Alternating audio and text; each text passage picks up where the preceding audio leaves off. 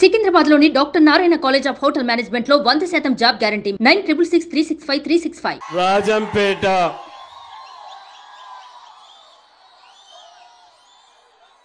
ఈరోజు మీ ఉత్సాహం చూస్తా ఉంటే రాజంపేట ఎలక్షన్ అయిపోయినట్లే ఉంది. పెద్దలు చంద్రబాబు నాయుడు గారికి, మీ ప్రియతమ నాయకుడు పవన్ కళ్యాణ్ గారికి, ఎమ్మెల్యే అభ్యర్థి సుబ్రహ్మణ్యం గారికి, ఇక్కడ విచ్చేసిన తెలుగుదేశం కార్యకర్తలందరికీ, భారతీయ జనతా పార్టీ కార్యకర్తలందరికీ, జనసేన కార్యకర్తలందరికీ, యువకులందరికీ నా హృదయపూర్వక వందనములు. నేను మొట్టమొదటిసారి చంద్రబాబు నాయుడు నేను కలిసి మీటింగ్ లో పార్టిసిపేట్ చేయటం జరుగుతా ఉంది. ఇంతవరకు ఎప్పుడూ లేదు. మా తండ్రి గారు చంద్రబాబు నాయుడు సమకాలికులు. పవన్ కళ్యాణ్ గారు అన్న నేను కలిసి మీటింగుల్లో పార్టిసిపేట్ చేశాం. పవన్ కళ్యాణ్ గారితో కూడా ఈరోజు పార్టిసిపేట్ చేయటం చాలా సంతోషంగా ఉందనేది స్పష్టంగా తెలియజేస్తున్నాను. ఇల్లు అలగ్గానే పండగ కాదు. ఈ ఉత్సాహం మే 13వ తేదీ వరకు ఖచ్చితంగా తీసుకొని పోవాల్సిన అవసరం ఉన్నది. ఈ ఒక పక్క మోడీ గారి నాయకత్వంలో కేంద్రంలో, రాష్ట్రంలో చంద్రబాబు గారి నాయకత్వంలో ఖచ్చితంగా 2 ప్రభుత్వాలు రావాల్సిన అవసరం ఈ దేశానికి, ఈ రాష్ట్రానికి అవసరంగా మారిందనేది స్పష్టంగా తెలియజేస్తున్నాను. నేను కూడా ముఖ్యమంత్రిగా పనిచేశాను. పరిపాలన తెలిసిన వాడిని. ఇంత దరిద్రమైన పరిపాలన నా జీవితంలో నేను చూడలేదు.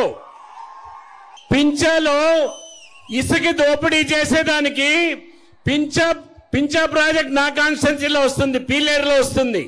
అక్కడ ఇసుక దోపిడీ చేసేదానికి అక్కడ తెగిపోతే రిపేర్ చేయకన్నా దాన్ని అట్లే వదిలేసిన దాని వల్లనే అన్నమయ్య ప్రాజెక్ట్ కొట్టుకుపోయింది. కొట్టుకుపోయిన తర్వాత 39 మంది చనిపోయారు. మూగ జీవులు, ఆవులు 2000 పైన చనిపోయాయి. కానీ ఇంతవరకు ప్రభుత్వం వారికి కాంపన్సేషన్ ఇవ్వలేదు. ఇటువంటి ప్రభుత్వం పేదల పట్ల పూర్తిగా వ్యతిరేకమైన ప్రభుత్వం మీకు అవసరమా అనేది మీరు ఆలోచన చేసుకోవాల్సిన అవసరం ఖచ్చితంగా ఉంది. ఉద్యోగాలన్నీ ఏమైపోయినాయి? యువకులు ఇంతమంది ఉన్నారు. డిఎస్సీలు పెడుతున్నారా? ఉద్యోగాలు ఇస్తున్నారా? ఒక్కసారి ఆలోచన చేసుకోవాలి. వీరు కేవలం మాఫియాగా తయారైపోయింది ఈ ప్రభుత్వం. ఇసుక దోపిడీ, గనుల దోపిడీ, అడవి దోపిడీ, లేక పూర్తిగా ల్యాండ్ మాఫియా.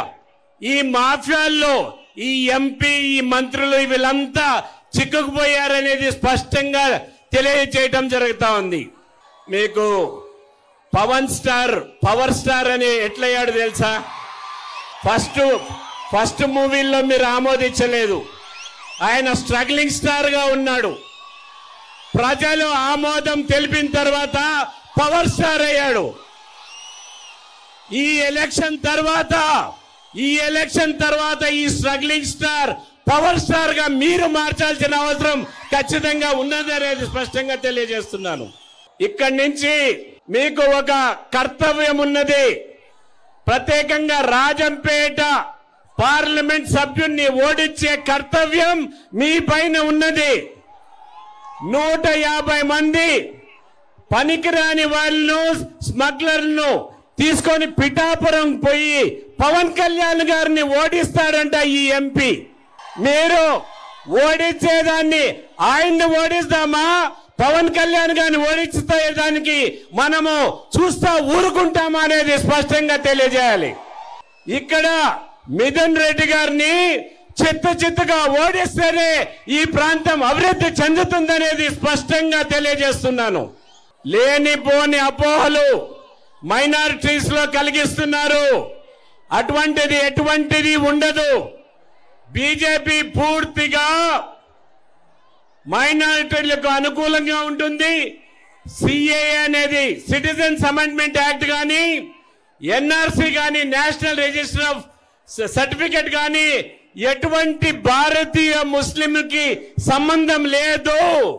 కేవలం పాకిస్తాన్ నుంచి బంగ్లాదేశ్ వచ్చిన ముస్లింలకి. ఇది కేవలం అపోహలు సృష్టించి మీలో ఒక భయం క్రియేట్ చేసేది. సుమన్ టీవీలో మీ పర్సనల్ అండ్ బిజినెస్ ప్రమోషన్స్ కోసం కింది నెంబర్కి కాంటాక్ట్ చేయండి.